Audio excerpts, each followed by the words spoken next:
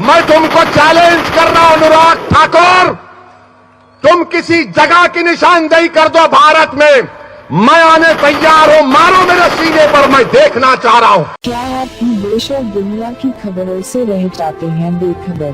तो सब्सक्राइब कर लीजिए हमारे HT न्यूज चैनल को और बेल आइकॉन को दबाना मत भूलिएगा। घुसकर दिल्ली की पुलिस ने उसको मारा, आज मिनाजुद्दीन अपनी एक आंख से महरूम हो चुका है। बच्चियों के हॉस्टल में घुसकर बच्चियों को मारा गया, मस्जिद में घुसकर सफों में सब खड़ी थी, मारा गया। अलीगढ़ मुस्लिम यूनिवर्सिटी में शल बरसाया गया, एक बच्चे का हाथ कट गया। बताओ फिर ये जुल्म नहीं तो क्या है मोदी जी?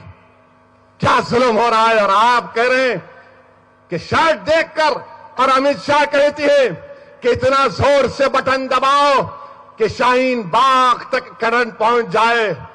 अमित शाह साहब, जब दबाने की बात आई तो सुन लो, आप कुछ भी दबा सकते हो, मगर हम दबने वाले नहीं हैं। हम जिंदा रहेंगे, यही रहेंगे, मरेंगे इसी सरजमीन में जाएंगे।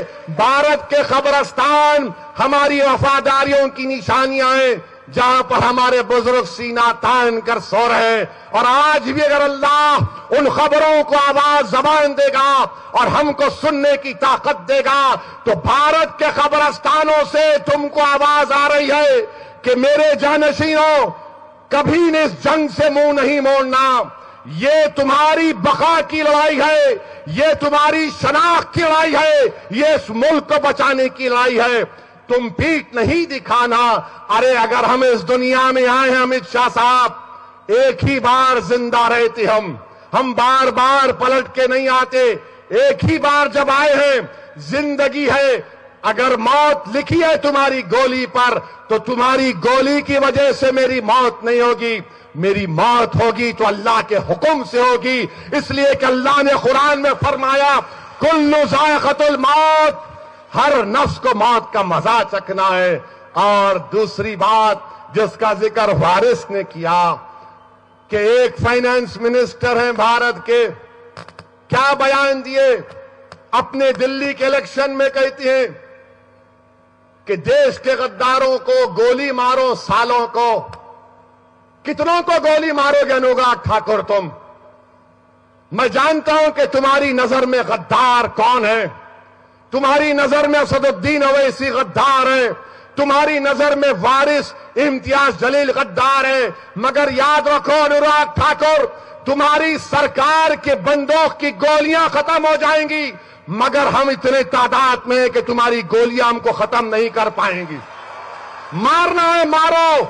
मैं तुमको चैलेंज कर रहा हूं अनुराग ठाकुर, तुम किसी जगह की निशानदेही कर दो भारत में, मैं आने तैयार हूं, मारो मेरे सीने पर, मैं देखना चाह रहा हूं। मैं अपनी दुआओं को आजमाना चाहता हूं।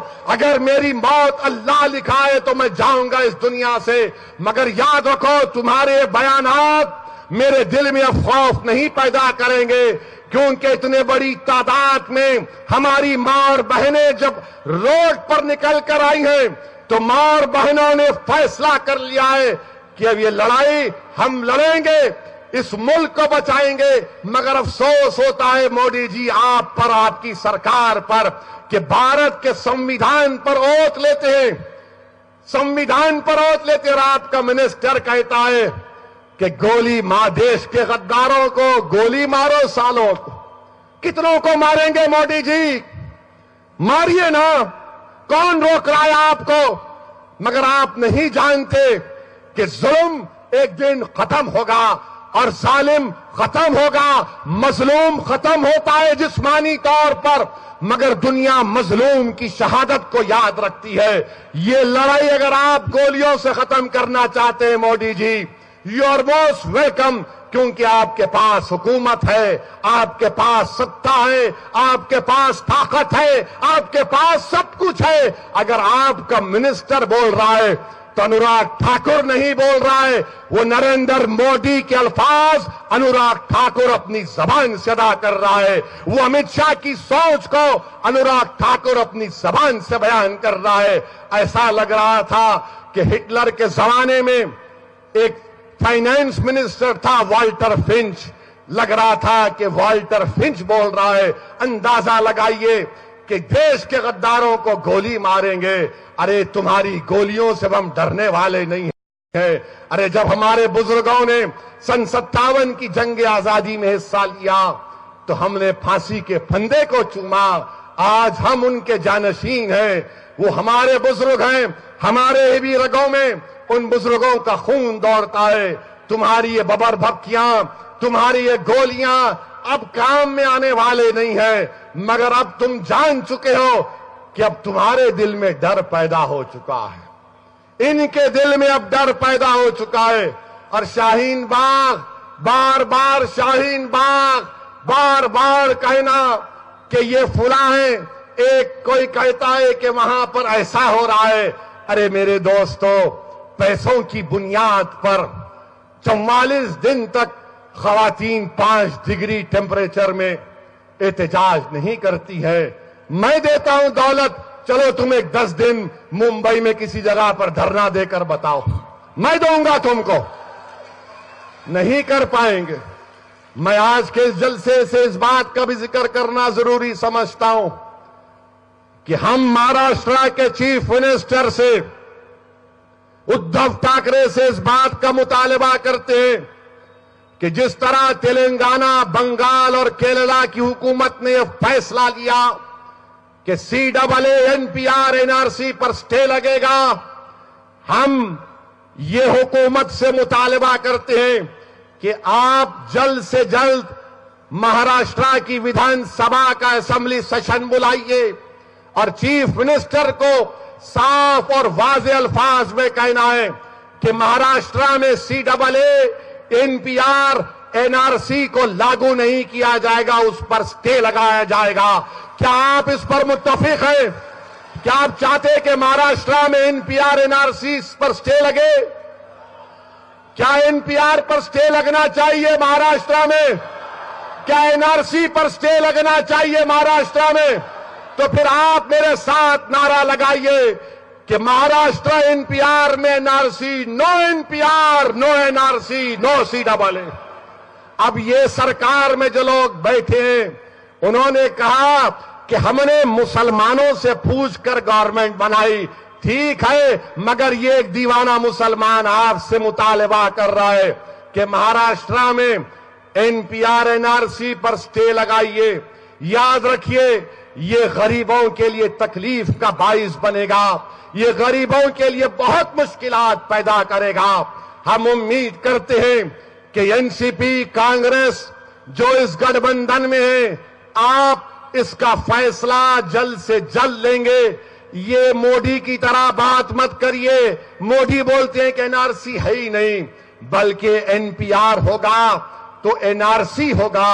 میری زدار ماں اور بہنوں، اپنے حوصلوں کو بلند رکھیے، آپ کو ڈرنے اور گھبرانے کی ضرورت نہیں ہے۔ لوگ مجھ سے پوچھتے ہیں کہ کیا ہوگا، میں اتنا ہی کہنا چاہتا ہوں کہ جب تک دنیا باقی رہے گی حق اور باطل کا مقابلہ ہوتا رہے گا، حق اور باطل کا مقابلہ ہوتا رہے گا۔ ایک کربلا ہوا، صبح قیامت تک کربلا کے ایثار اور قربانی کے مظاہرے ہم کو کرنا پڑے گا۔ اگر حسین سے محبت ہے تو صرف زبان سے حسین کی محبت ادا مت کرو، بلکہ عملی جامع نامہ پیدا کرو۔ اگر حسین سے اور کربلا کے جانثاروں سے محبت ہے تو اس پیغام کو زندہ کرو۔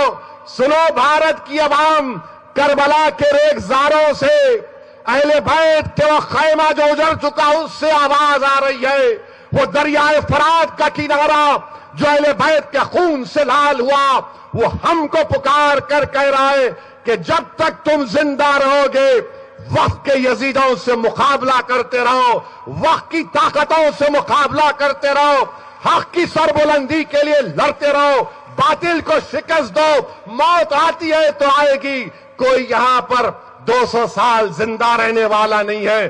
انشاءاللہ تعالی مجھے یقین ہے کہ اللہ حق کو کامیاب کرے گا، اللہ باطل کو شکست دے گا، اور ہم اب پیچھے نہیں ہٹنے والے ہیں۔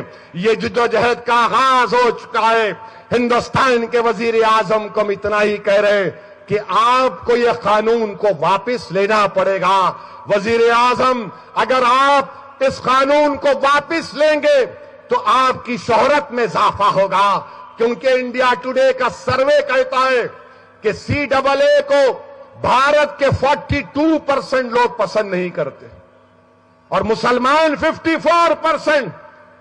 تو نوشتے دیوار پڑھ لو وزیر اعظم، آپ کا گراف گر رہا ہے اور انشاءاللہ تعالی گرے گا۔ یہ ایسے وزیر اعظم ہیں کہ 2018 میں بھارت میں 36 بچے، نوجوان بچے خودکشی کیے۔ 36 youth committed suicide every day in 2018۔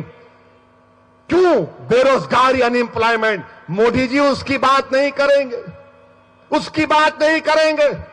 14.5 lakh کا نقصان ہوا اتر پردیش میں، سب کو نوٹس گئی، مرنے والے کو بھی نوٹس گئی، جو 90 سال کے بوڑھوں کو گئی۔ مگر سنو بی جے پی والوں، سنو، میرے سوال کا جواب دو۔ جب جاٹوں نے احتجاج کیا تو 2000 کروڑ کا نقصان ہوا، کسی کو نوٹس نہیں گئی۔ گجرات میں پٹیلوں نے احتجاج کیا، 1800 پولیس کی گاڑیوں کو نقصان پہنچا، کسی کو نوٹس نہیں گئی۔ 14.5 لاکھ کا نقصان ہوا اور آپ نے ہم کو نوٹس دے دی۔ واہ، کیا انصاف ہے آپ کا۔ اب ہمارے ملک میں تو حالات یہ ہو چکے ہیں کہ پوہا کا بھی مذہب ہو چکا ہے، کھانا بھی۔ بی جے پی کا منسٹر کہتا ہے پوہا، میں نے کسی کو مزدوروں کو کھاتے دیکھا تو بنگلہ دیشی ہو گئے۔ میں بی جے پی کے لوگوں سے کہہ رہا ہوں کہ ابھی ہمارے فاضل دوست نے بتایا، MLC صاحب نے، کہ مہاراشٹرا میں جو شادی ہوتی ہے وہ بغیر پوہا کے مکمل نہیں ہوتی۔ مگر یہ کیا جانے شادی بیاہ، یہ تو ذمہ داری کا کام ہے۔ پوہا، ہر چیز کا نام بدل دیں گے، حلوہ بھی بدلو۔ حلوہ نہ اردو کا لفظ ہے، نہ ہندی کا لفظ ہے، عربی زبان کا ہے۔ میرے عزیز دوستوں اور بزرگوں، یہ ملک کا حال کر کے ان لوگ چھوڑ دیے۔ میری آخر میں آپ سے گزارش ہے کہ میں بھارت کے سمویدھان کا تمہید پڑھوں گا اور آپ سے گزارش ہے کہ آپ اس سمویدھان کی پریامبل کو میرے ساتھ پڑھیں گے۔ اپنا یہ سیل فون کھولیے، اس کی لائٹ کو چالو کریے تاکہ جو بی جے پی کے لوگ، ان کی آنکھوں کی روشنی کم ہو چکی ہے، ہمارے سیل فون کی لائٹ سے تھوڑی بینائی آ جائے، تھوڑا دماغ ان کے جالوں سے ہٹ جائے، دماغ میں جالے ہٹ جائیں۔ آپ میرے ساتھ پڑھیے، چھوڑ دو، میرے ساتھ پڑھیے۔ ہم بھارت کی عوام متانت و سنجیدگی سے عزم کرتے ہیں کہ بھارت کو ایک مقتدر سماجوادی، غیر مذہبی عوامی جمہوریہ بنائیں اور اس کے تمام شہریوں کے لیے حاصل کریں انصاف، سماجی، معاشی اور سیاسی، آزادی خیال، اظہار، عقیدت، دین اور عبادت، مساوات با اعتبار حیثیت اور مواقع، اور ان سب میں اخوت کو ترقی دیں، جس سے فرد کی عظمت اور قوم کے اتحاد اور سالمیت کا تیقن ہو۔